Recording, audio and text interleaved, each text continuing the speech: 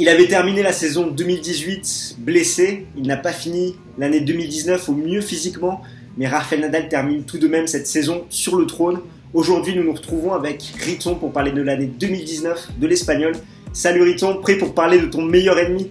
Salut con, je suis prêt pour parler du maudit Rafael Nadal qui nous en fait voir toutes les couleurs. Nous allons tout de suite commencer avec comme question principale 2019, l'une des meilleures saisons de Rafael Nadal. C'est parti, let's go! On commence tout de suite par parler de la saison 2019 de l'Espagnol. Pour rappel, c'est 14 tournois disputés en 2019 pour Rafael Nadal, avec une finale à l'Open d'Australie, un huitième de finale à Acapulco, une demi-finale à Indian Wells, Monte-Carlo, Barcelone et Madrid, un titre à Rome, un titre à Roland-Garros, une demi-finale à Wimbledon, un titre à la Rogers Cup, un titre à l'US Open, une demi-finale à Paris-Bercy, et il a été éliminé en phase de poule aux ATP Finals avec 2 victoires. Et surtout un titre en Coupe Davis. Il termine l'année avec 5 titres, 64 matchs disputés, 57 victoires, 7 défaites, soit autant de défaites sur dur que sur terre battue, 3 défaites sur dur, 3 défaites sur terre battue, et surtout des défaites contre Djokovic, Kyrgios, Federer, Fognini, Thiem, Tsitsipas, et 2 forfaits contre Federer à Indian Wells et Shapovalov à Bercy. Et surtout, avant son élimination aux ATP Finals, il était sur 14 tournois consécutifs hors 250, et ATP 500, il ralliait au moins les demi-finales. Sa dernière déconvenue, c'était contre Thiem à Madrid 2018. Il termine l'année 2019 en étant numéro 1 mondial. 5e fois de sa carrière que ça lui arrive, tout comme Federer et Djokovic. Et c'est surtout le seul joueur à avoir terminé 3 décennies à la place de numéro 1 mondial. Alors, après tout ça, Riton, qu'est-ce que tu penses de l'année 2019 de l'Espagnol ? Écoute, le fan de Djokovic que je suis ne peut que s'incliner et tirer mon chapeau devant la saison extraordinaire de Nadal, qui avait pourtant bien commencé pour moi, puisque défait en finale de l'Open d'Australie. Mais franchement, voilà, c'est vraiment une saison extraordinaire pour l'Espagnol. 2 titres du Grand Chelem, voilà, il est au top. Bon, 2 forfaits, forcément, on connaît les problèmes qu'il a physiquement. Mais voilà, vraiment, chapeau à l'Espagnol, il est toujours là, il est toujours aussi combatif, toujours présent dans les grands rendez-vous, il lâche rien. Je pense que tu dois être toi aussi satisfait de sa saison. Ouais, clairement, et surtout qu'en tant que fan, on est un petit peu passé par tous les états avec l'Espagnol cette saison. On a commencé l'année surpris par son niveau de jeu qu'il a pu avoir à l'Open d'Australie. Je me rappelle que sur le débat qu'on avait fait fin 2018, on le voyait mal arriver en pleine forme, en pleine possession de ses moyens à l'Open d'Australie. Pourtant, il fait une finale en jouant très très bien jusqu'à Djokovic, jusqu'à cette petite déculottée d'ailleurs en 3-7 contre le Serbe. Derrière, il se reblesse à Indian Wells et surtout que c'est le trou noir ensuite, méconnaissable sur terre battue, où il s'incline quand même contre Fognini à Monte-Carlo, derrière contre Thiem, contre Tsitsipas à Madrid. On se demandait même s'il allait s'imposer à Roland-Garros cette année. Et moi d'ailleurs, je pense que sa finale et son titre à Roland-Garros, finalement, ça tient à un fil, à ce titre qu'il a acquis à Rome contre Novak Djokovic. Sachant que s'il était arrivé à Roland-Garros sans titre, sans confiance, je pense vraiment que ça aurait été compliqué, même si on sait la quinzaine qu'il a réalisée en perdant seulement 1-7 avant la finale contre David Goffin. Mais je pense vraiment que cette finale contre Novak Djokovic à Rome, face à un Serbe qui, je le rappelle, était un petit peu émoussé de par ses combats contre Del Potro et Schwartzmann, l'a bien aidé à se relancer. Et je pense vraiment que si Djokovic s'était imposé à Rome, le résultat pour l'un comme pour l'autre n'aurait pas du tout été le même dans le Grand Chelem parisien. Dis-moi si je me trompe, toi en tant que fan de Djokovic. Je suis pas certain. Il y a quelques matchs dans la saison contre des joueurs qu'on ne peut éviter. Je pense au Djokovic-Thiem de cette fin de saison 2019 où Thiem était injouable. Eh bien, le tournoi de Monte-Carlo, Fognini était injouable en 2019. Voilà, donc il bat Nadal. Derrière, à Barcelone, Nadal perd contre Thiem. Il perd forcément depuis 2016 chaque année contre Thiem sur terre battue. Thiem qui d'ailleurs se rapproche de Nadal puisqu'il gagne 1-7 cette fois en finale de Roland-Garros. Mais pour le reste, ça m'a pas trop inquiété son niveau Nadal. Oui, forcément pour la confiance, c'est mieux de gagner un titre, c'est mieux de gagner Rome juste avant Roland-Garros. Il fait le plein de confiance contre Djokovic, mais je suis pas certain que ça lui aurait porté préjudice, connaissant son affection pour Paris, connaissant tous les moyens qu'il met en œuvre pour gagner ce tournoi chaque année. Je pense que s'il n'y avait qu'un seul tournoi pour lui à gagner chaque année, ça serait celui-là. Donc dans tous les cas, il aurait tout donné. Il y a eu des conditions un petit peu particulières. Il a su jouer avec. Il a su, voilà, les conditions sont les mêmes pour tout le monde. Il a su s'en défaire. Non, pour moi, oui, pour la confiance, c'est bien qu'il ait gagné précédemment. On peut pas dire vraiment que c'était un début de saison de terre battue mauvais. Forcément, c'est le même problème qu'avec Federer et Djokovic. On s'attend à ce qu'il gagne tout. Nadal, on s'attend à ce qu'il gagne tous les tournois qu'il dispute sur terre battue. Or, il n'a plus 20 ans. Son physique lui fait défaut. Donc, c'est pas facile pour lui, mais il est toujours là, il est toujours présent et il répond présent dans les grands rendez-vous. Donc, chapeau à lui. Et ouais, du coup, si on reprend un petit peu le déroulé de sa saison après la terre battue, il nous a surpris aussi à Wimbledon en jouant un très bon niveau jusqu'à la demi-finale, où là encore, à mon sens, il s'est écroulé une nouvelle fois contre l'un de ses rivaux après cette finale à l'Open d'Australie, certes contre un Djokovic injouable. Là, je pense qu'il avait mieux à faire contre Federer en demi-finale. Il est passé un petit peu à côté de sa rencontre.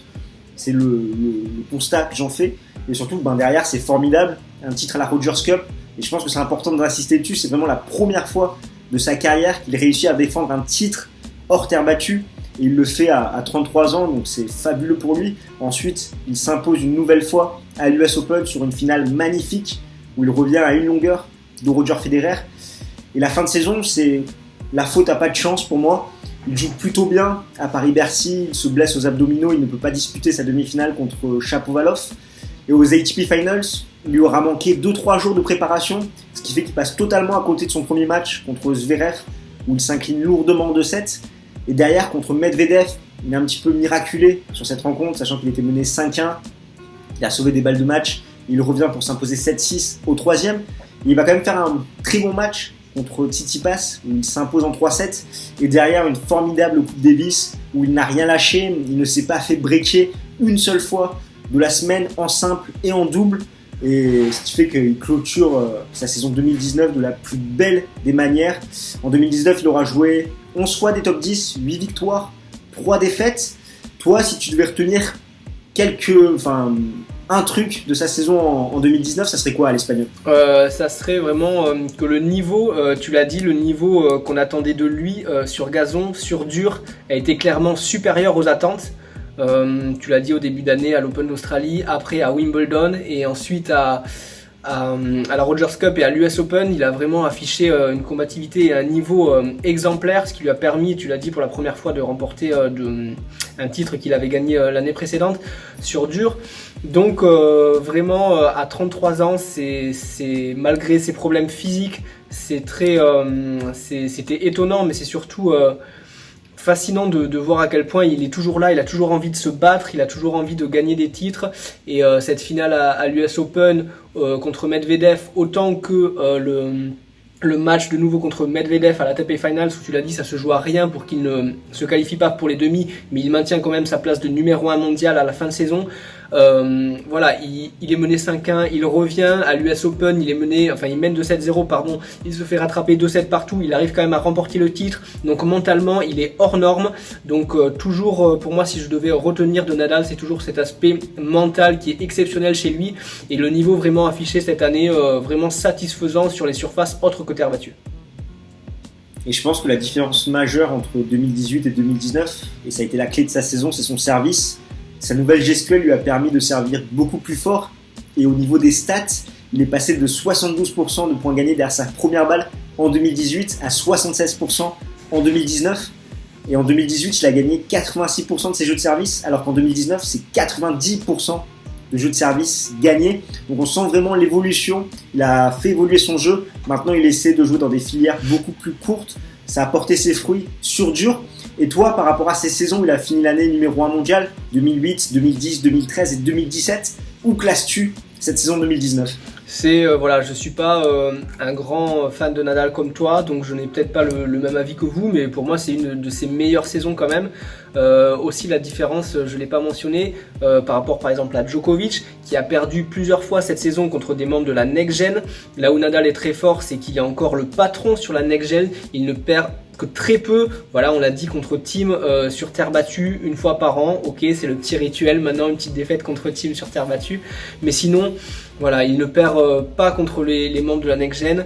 Donc pour moi c'est une saison exceptionnelle quand même pour Nadal. Rendez-vous compte, il gagne encore 2 grands chelems. Ça veut dire que l'année prochaine il peut dépasser Roger Federer au nombre de titres du grand chelem. Il finit l'année numéro 1 mondial. Il égale le nombre je crois de 5 années numéro 1 mondial. C'est quand même exceptionnel. Ah, je suis totalement d'accord avec toi et c'est vrai qu'en tant que fan, je suis relativement satisfait de cette saison 2019. Après, bien sûr, j'ai quelques regrets. Certes, il a l'ascendant sur les joueurs de la Next Gen, mais par contre, je trouve qu'il subit vraiment maintenant l'ascendant hors terre battue sur ses 2 illustres rivaux, que ce soit Novak Djokovic ou Roger Federer. On l'a vu en finale à l'Open d'Australie, j'avais l'impression qu'il était arrivé battu d'avance sur le terrain contre le Serbe et reblotte un petit peu à Wimbledon où certes il gagne un set, mais j'avais pas l'impression vraiment qu'il maîtrisait cette rencontre et je pense vraiment qu'il pouvait faire mieux. Et mon deuxième regret, c'est surtout ces ATP Finals où ça s'est joué à quelques jours. Quand on voit le niveau qu'il a eu en Coupe Davis, quand on voit le niveau qu'il a eu contre Tsitsipas, je pense vraiment que pour lui c'était l'année ou jamais pour enfin triompher à Londres. Donc toi, qu'est-ce que tu en penses par rapport à cet ascendant mental, psychologique qu'il n'a plus contre ses rivaux? Pour toi, c'est inquiétant? Ça va être quelque chose à rectifier dans les années à venir? C'est pas inquiétant, et d'ailleurs pour les ATP Finals, je suis persuadé qu'il peut les gagner l'année prochaine. Je suis d'accord avec toi sur l'ascendant mental, compris Federer et Djokovic, malheureusement sur lui hors terre battue. Mais Nadal, on le sait, est un grand combattant. Ça peut encore tourner, ça a déjà tourné plusieurs fois. Je veux dire, Federer était complètement dominé contre Nadal, donc ça peut tourner encore. Il y a quelques aspects à modifier bien sûr chez Nadal. Le seul aspect qu'on ne peut pas changer, c'est son physique. Donc ça tient en grande partie sa saison. Et d'ailleurs, je pense qu'on va se tourner un petit peu vers sa saison 2020 et on va se poser des questions sur son physique parce que c'est vraiment une des clés pour le niveau de jeu et pour la constance de Rafael Nadal. Clairement, c'est l'une des plus grandes interrogations. Et juste avant de passer à 2020, on va afficher les résultats du sondage, sachant qu'on vous a fait participer sur nos réseaux sociaux pour savoir comment vous jaugez cette saison un petit peu 2019 de l'Espagnol. Et vous êtes assez unanime. Pour vous, c'est une saison réussie. Vous la jugez très bien. Donc, je pense que c'est assez conforme à ce qu'on a dit, d'autant plus qu'il finit l'année numéro 1 mondiale. On va pouvoir tout de suite se tourner sur l'année 2020 de l'Espagnol, une année olympique. Toi, Riton, qu'est-ce que tu penses que l'Espagnol va faire dans l'avenir à venir? On en a parlé en off ensemble. La grosse interrogation pour moi, c'est ce début de saison. Est-ce que la Coupe Davis, chez lui à Madrid, qu'il a remportée avec beaucoup de matchs joués, ne va pas être préjudiciable pour lui en ce début de saison? Qu'est-ce que tu en penses? Je suis totalement d'accord avec toi. D'autant plus qu'il y a plusieurs interrogations sur le Canada pour 2020. Déjà, il a fait une très bonne saison 2019, donc forcément, il aura beaucoup de points à défendre en 2020. Ça va être compliqué pour lui. Et surtout, on s'est dit qu'il s'est rapproché à une longueur de Roger Federer. C'est bien, mais maintenant, il va avoir la pression dans chaque grand chelem, d'autant plus à Roland-Garros, où souvent, on le voit vainqueur dès le début du tournoi. Là, en plus de le voir vainqueur, on va lui dire, maintenant, c'est bon, là, sur ce tournoi, t'égales Federer. Et je suis pas sûr qu'il gère de la meilleure des façons cette pression, sachant que, comme tu l'as dit, Thiem se rapproche, Djokovic aura aussi envie de gagner une nouvelle fois Roland-Garros, donc avec un physique un petit peu douteux, sachant qu'il a eu ce problème à la main à la Lever Cup, il a dit qu'il l'a traîné toujours, il y a toujours les abdominaux, on ne sait pas où ça en est, et comme on l'a dit aussi en off, Nadal n'a jamais fait 2 bonnes saisons de suite. Certes, à chaque fois il a gagné un grand chelem l'année d'après en 2009, 2011, 2014 et 2018, mais là je pense vraiment que ça va être une saison compliquée pour l'Espagnol. Est-ce que tu es de cet avis? Tu penses qu'il va faire une année assez décevante, qu'il va y avoir un retour à la normale, ou tu penses qu'il va savoir garder le cap sur les grands événements comme il l'a fait en 2019? C'est vrai que ça peut lui mettre la pression, tout à fait, tout comme Federer pouvait avoir la pression sur son 100e titre, sur toutes les attentes qu'il y a à côté. Je suis d'accord que cette pression sera présente pour moi sur les tournois du Grand Chelem. Un petit peu moins pour Roland Garros. Alors oui, on va en faire tout un... S'il ne gagne pas l'Open d'Australie, ça sera vraiment l'enjeu pour tous les médias du monde entier, pour tous les fans. Ça sera l'attente que Rafael Nadal remporte Roland Garros pour égaler Roger Federer. Mais je pense qu'il est assez mature, il a assez d'expérience pour rester dans sa bulle et gagner ce Roland Garros. En tout cas, je le vois pas faire moins que final. Oui, il y a Djokovic qui veut encore gagner. Oui, il y a Thiem qui se rapproche et qui a remporté un set en 2019. Mais on parle quand même de Nadal, on parle de l'un des plus grands joueurs de l'histoire. Donc ça va être je pense que sa saison va être compliquée, que toute sa saison va être un petit peu compliquée, en tout cas le début et la fin, mais je pense qu'il arrivera prêt pour Roland Garros et que c'est vraiment le rendez-vous qu'il ne voudra pas manquer. D'ailleurs, tu ne m'as pas dit sur cette année 2019 si tu l'as placé dans le top 3 par exemple des saisons de Nadal. Clairement, c'est vrai que c'est une très belle saison en termes de régularité. Après, c'est vrai que par exemple 2008 a été une très très belle saison avec ce premier titre à Wimbledon. 2010, il y a 3 titres du Grand Chelem, même si c'est pas forcément les plus beaux titres qu'il a conquis avec cette finale contre Berdych par exemple à Wimbledon. 2013 pour moi reste quand même l'une de ses meilleures saisons avec ce retour après 6 mois d'absence où il est quasi injouable sur dur. 2017 aussi, c'est une très très belle saison, même si assez déconvenue contre Federer, mais c'est vrai que je pense que je la place dans ces top 3 de ces saisons, peut-être derrière 2013 et 2008, qui pour moi était vraiment un très très bon niveau de l'Espagnol, sachant que là, pour une fois, on l'a vraiment vu régulier, que ça soit sur terre battue, mais également sur dur, en indoor et sur gazon. Après, je te rejoins totalement, son aspect physique va être très intéressant à surveiller, notamment dans quelques semaines, sachant que l'Espagnol ne s'accorde que 25 jours de repos. Il va reprendre à Abu Dhabi le 20 décembre, l'exhibition. Derrière, il va jouer l'ATP Cup. Et ensuite, il y a l'Open d'Australie. Comme vous le savez, pour moi, c'est pas forcément judicieux de jouer l'exhibition d'Abu Dhabi, sachant qu'il aurait très bien pu se régler à l'ATP Cup, qui permet justement de s'acclimater aux conditions australiennes. Là, j'ai vraiment peur qu'il arrive cramé pour le premier Grand Chelem de l'année. D'ailleurs, si on devait faire des paris un petit peu sur sa saison 2020, toi, qu'est-ce que tu dirais pour le cas du Mallorquin ? Ouais, je suis d'accord, cramé ou blessé, je pense que ça va être compliqué. Après, il y a un effet un petit peu off qui est l'effet mariage. Alors, je pense que Nadal est à mettre à part de ça, parce que c'est un grand champion. On va faire une vidéo d'ailleurs top flop que vous pourrez suivre, un débat sur notre chaîne où on parlera de plusieurs joueurs et notamment le cas Silic qui a fait une saison un petit peu décevante et Nadal comme Bautista Agut s'est marié cette année et on sait que les saisons post-mariage sont un petit peu compliquées, donc à suivre ça pour Nadal. Je pense qu'il peut en fait, sans être défaitiste, je pense qu'il va gagner un ou deux Master 1000 et je le vois pas remporter de grand chelem en fait. J'aime beaucoup Nadal, mais voilà, je pense, j'avais déjà dit ça cette saison et il a remporté quand même 2 grands chelems, donc c'était une saison énorme pour lui. J'ai peur, comme tu le dis, qu'il y ait des petites blessures, qu'il arrive un peu cramé ou un peu blessé, donc je pense comme toi que ça va être un petit peu compliqué pour lui, donc je le vois pas gagner de grand chelem cette saison, ni finir l'année numéro 1 mondial avec tous les points qu'il a à défendre. Ouais, je suis assez d'accord avec toi. Pour le coup, je suis assez pessimiste sur la saison 2020. Peut-être qu'il gagnera un grand chelem, mais j'ai envie de faire ce pari audacieux qu'il ne remportera pas Roland Garros 2020. C'est assez culotté, mais c'est vrai qu'avec toute cette pression, les médias qui vont lui mettre sur le 20e, Roland Garros, tout ça, j'ai du mal à le voir défendre son titre porte d'Auteuil. Donc on verra d'ici quelques mois déjà avec l'Open d'Australie s'il arrive en forme physiquement. Est-ce que tu as quelque chose à rajouter sur le cas de l'Espagnol ? Eh bien, attendez-vous à un bébé peut-être pour l'année 2020 de Rafael Nadal. C'est une bonne façon de conclure ce débat. Donc, en tout cas, voilà ce qu'on pouvait dire pour le cas de l'Ibérique. Comme d'habitude, n'hésite pas dans les commentaires à nous donner ton avis. Toi, qu'est-ce que tu en penses ? À lâcher un petit pouce bleu si tu as aimé la vidéo et surtout abonne-toi à notre chaîne pour ne plus rien manquer de l'actualité tennis et des débats qui vont paraître dans les jours à venir. Comme on te l'a dit, on va faire plusieurs débats. Il y aura du Djokovic, du Federer, du top flop. Donc vraiment, abonne-toi si tu ne veux rien louper. D'ici là, porte-toi bien et nous on se retrouve très très vite. Ciao, ciao tout le monde. Ciao.